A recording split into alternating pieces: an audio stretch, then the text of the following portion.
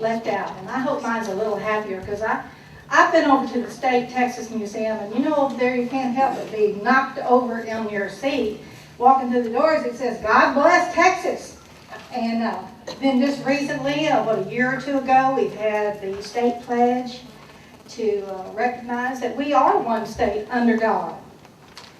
And then on the south side of the entrance of the Capitol is the monument to the heroes of the Alamo, and engraved in stone is "God in Texas, victory or death."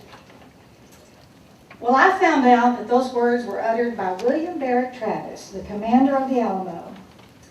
But did you know that 6 months before his death, he wrote a letter to the Methodist Conference back east, and he requested missionaries to come to Texas because there were 60,000 destitute souls in need of salvation.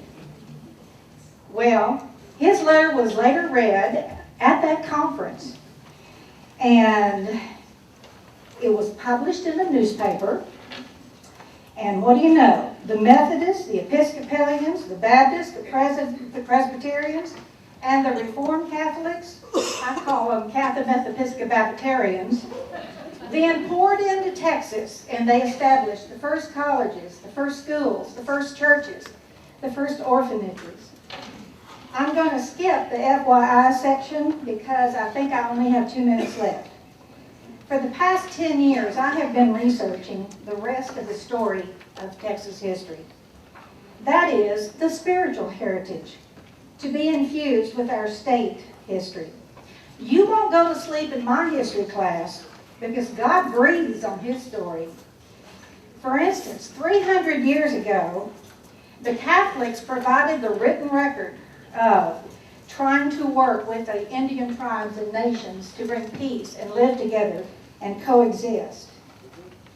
Father Miguel de Jesus was the most revered padre in Spanish colonial Texas and one of the more important missionaries on the American field, and is today a candidate for sainthood. And according to the Constitution of the state of Coahuila y Tejas, in 1827, we were declared to be a Catholic state, and we couldn't practice Protestantism. And so, by the battle at San Jacinto, its spiritual significance, it not only gave civil freedom and political freedom, but we got religious freedom. So all those Catholic-Episcopalians, that group, could practice their form of their faith.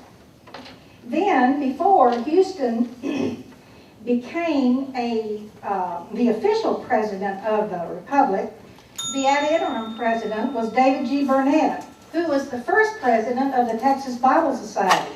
He was known for carrying a gun in one pocket and a Bible in the other. That same society sent 2,400 Bibles into Texas, so they would know immigrants were coming to a land of Bibles. My, wouldn't that change our borders if we did that today? Ms. Payne, thank you. Do I have any questions for the testifier? Thank you very much. May I have a closing statement? If that was your 3 minutes, if you've got a sentence to summarize really quickly. I wanted to tell you what William Barrett said.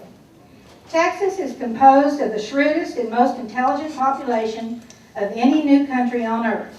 Do I get an amen? In sending your heralds to the four corners of the earth, remember Texas. My fellow educators, writers, publishers, and honored board members, let us do that. Let us remember Texas and revere God. Thank you. Thank you very much. Jenna, Thank you for the opportunity of speaking with you today. The paperwork that I handed you, I don't believe that a lot of the board members know who the person is. I come as a reminder today of the inadequacies of what has happened in our textbooks and how our children identify with themselves. At this point, I wish to say that this meeting is about the purpose of addressing the policy and failure of this panel for not including the contributions of non-whites to our state history, and to bring about much needed changes and attitudes. Let's not forget that our country is founded on Christian moral values, Having said that, I wish to state the following. During the 1900s, any person or labor leader, activist, or just someone who addressed injustice was labeled as a communist. Because of these practices, we should not exclude people like Emma Tenayuca, who was a great labor leader. Let us begin to include the truth in our textbook so that our children's children will read the truth. Correct our history. Our Texas may follow, like other states, in trying to pass laws to prevent the correction of our state history. Beginning by telling the truth of the Slavoric rebellion of the Alamo, camouflaged as a declaration of independence by European Mexican citizens who committed treason against their newfound country of Mexico, for the right to keep slavery alive. Anglo interpretation only, and views that the daughters of the Texas Republic protect like junkyard dogs. And while you are at it, state clearly that the attitudes on this panel reflect Christian moral values. The same Christian moral values that made Texas the most vicious, violent place on the face of the earth for all non-whites to live following the Battle of the Alamo. A right-wing state when it comes to the content of our textbooks and to the deliberate exclusion of non-whites to its Texas history. Also, don't forget to tell the very truth that the Ku Klux Klan was born within the Christian church in this state and had a chapter in almost every Christian church in the state of Texas. Or will knowing that continue to reflect the right-wing punitive outlook that the state has placed, excluding our children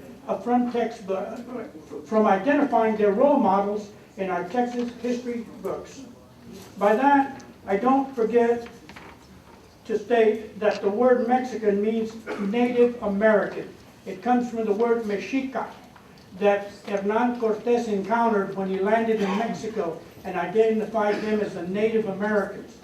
We also need to include the genocide that happened south of the border of approximately 50 million Native Americans, and the genocide that ensued north of the border following the Battle of the Alamo and the Indian Removal Act of another 50 to 60 million Native Americans.